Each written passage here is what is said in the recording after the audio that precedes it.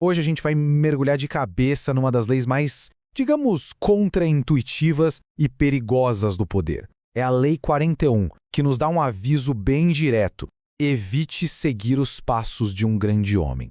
Parece estranho, não é? Afinal, a gente não deveria aprender com os melhores? Mas vamos ver que, no jogo do poder, viver na sombra de alguém, bom, é o caminho mais rápido para o esquecimento.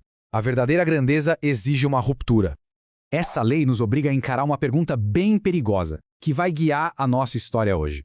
O que acontece quando a criatura supera o Criador? Sabe, quando um protegido que foi tirado do nada se torna mais forte e influente que o seu próprio patrono? A resposta está em uma história de lealdade, ambição sem limites e, no fim, uma traição brutal. Então, vamos lá. A nossa jornada nos leva direto para o coração do Império Bizantino, um lugar de muita riqueza, intriga e, claro, poder. É aqui que vamos conhecer os nossos protagonistas. De um lado, o jovem e inexperiente imperador Miguel III, e do outro, um simples camponês que estava destinado a mudar o rumo da história, Basílio o Macedônio. No começo, a distância entre eles não podia ser maior. Pensa bem. De um lado, Miguel III, herdeiro de um império inteiro, mas paralisado pela falta de experiência e cercado de gente querendo puxar o tapete dele. Do outro lado, Basílio, um jovem que cuidava de cavalos, de origem super humilde e que a única coisa que tinha era sua força e o jeito com os animais. Os mundos deles nunca deveriam ter se cruzado. Mas o destino, como sempre, tinha outros planos. Durante uma visita do Miguel aos estábulos, um cavalo selvagem escapou ameaçando a vida do imperador. E aí, num ato de coragem impressionante, Basílio, o simples cavalariço, se meteu na frente e salvou o Miguel. E foi nesse instante que uma dívida de gratidão foi selada e um laço, que parecia inquebrável, foi criado. Miguel, super impressionado e grato, tirou Basílio do anonimato. Primeiro, de um simples cuidador de cavalos para chefe dos estábulos reais. Mas ele não parou por aí, não. Miguel cobriu Basílio de presentes, deu a ele a melhor educação de Bizâncio e transformou aquele camponês bruto num cortesão sofisticado. E, por fim, nomeou o seu novo melhor amigo como conselheiro-chefe, a pessoa em quem ele mais confiava no mundo. Mas é exatamente aqui que a história começa a ficar mais sombria. A lealdade de Basílio, que nasceu da gratidão, seria forte o suficiente para resistir à sedução do poder? Ou será que a semente da ambição, uma vez plantada, estava prestes a germinar? O que começou como gratidão, logo se transformou em algo bem mais perigoso. A corte, com todos os seus luxos, despertou em Basílio uma fome insaciável por poder. O dinheiro nunca era o suficiente, Miguel dobrou, depois triplicou o salário dele, deu títulos, deu até a própria amante como esposa, mas cada presente só alimentava mais e mais a sua ganância. E a ambição do Basílio, claro, logo virou estratégia. Ele identificou o primeiro obstáculo no seu caminho: Bardas, o tio do Miguel, um cara poderoso e competente. Com isso em mente, Basílio começou a sussurrar veneno nos ouvidos do imperador, convencendo o jovem de que Bardas estava conspirando para tomar o trono. Foi uma manipulação nossa, de mestre, usando toda a insegurança do governante. E o Basílio não se contentou em mandar matar o Bardas, não! Ele fez isso pessoalmente, em público. Durante uma corrida de cavalos, no meio da multidão, ele se aproximou e apunhalou o tio do imperador. Foi uma demonstração brutal, sem deixar dúvidas, do seu poder e da sua nova lealdade, a ele mesmo. Com o principal rival fora do caminho, Basílio não perdeu tempo.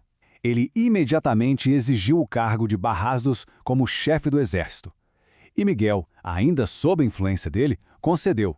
Com isso, Basílio passou a controlar toda a força militar do império.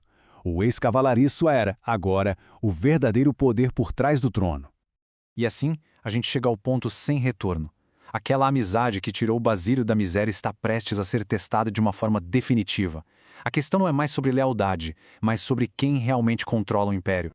As extravagâncias do Miguel logo deixaram ele em apuros financeiros. E para quem ele recorre? Claro, pro amigo que ele mesmo enriqueceu. O imperador pede a Basílio para devolver só uma pequena parte de toda a grana que deu para ele ao longo dos anos. Um pedido que parece razoável entre amigos, certo? A resposta de Basílio foi um sonoro e desafiador não. Zero. Ele se recusou a devolver um mísero centavo. Para o espanto total de Miguel, a recusa foi tão na cara dura que a traição ficou ali, exposta para todo mundo ver. E foi naquele momento que a máscara da gratidão caiu de vez. Foi nesse momento que a ficha caiu para o Miguel. Aquela percepção terrível de que a criatura que ele mesmo criou era agora mais poderosa que ele. O antigo cavalariço tinha mais dinheiro, mais aliados e, no fim das contas, mais poder que o próprio imperador. Miguel tinha criado um monstro que ele não podia mais controlar. A história agora caminha para sua conclusão, que é inevitável e violenta. Basílio não queria mais ser o poder por trás do trono, ele queria o próprio trono. E para isso, ele não podia mais viver na sombra do seu criador. Ele precisava forjar a sua própria lenda. O ato final de traição foi completo. Pouco tempo depois da recusa, Basílio mandou assassinar o homem que o tirou do nada, seu amigo e benfeitor, o imperador Miguel III. Com o caminho finalmente livre, ele pegou a coroa para si. Mas Basílio não só sucedeu Miguel. Ele praticamente apagou o legado do seu predecessor. Ele se declarou imperador Basílio I e fundou uma nova dinastia, a Macedônica, que governaria por mais de 100 anos. Ele não seguiu os passos de um grande homem. Ele destruiu esses passos e criou seu próprio caminho. E isso nos traz de volta à Lei 41. A história de Basílio é a personificação brutal dessa lei. Ela ensina que para alcançar o verdadeiro poder, não dá para viver na sombra de outra pessoa. A simples imitação nunca vai ter o mesmo brilho. É preciso criar uma identidade própria, mesmo que isso exija uma ruptura violenta com o passado. Então, vamos resumir os pontos principais. Primeiro, um predecessor poderoso sempre vai projetar uma sombra muito longa. Tentar apenas imitar essa pessoa significa ser sempre uma versão inferior. O verdadeiro poder exige uma ruptura, uma reinvenção total. É preciso criar um caminho completamente novo para construir um legado que realmente dure. E para fechar, fica aqui a reflexão. Em qualquer área da vida, a gente está sempre construindo em cima do que veio antes. Mas a pergunta que a Lei 41 nos força a encarar é: o legado que está sendo construído é verdadeiramente original ou é só a sombra de um gigante que veio antes? A resposta para essa pergunta define a diferença entre ser um sucessor e ser um fundador. Fica aí para pensar.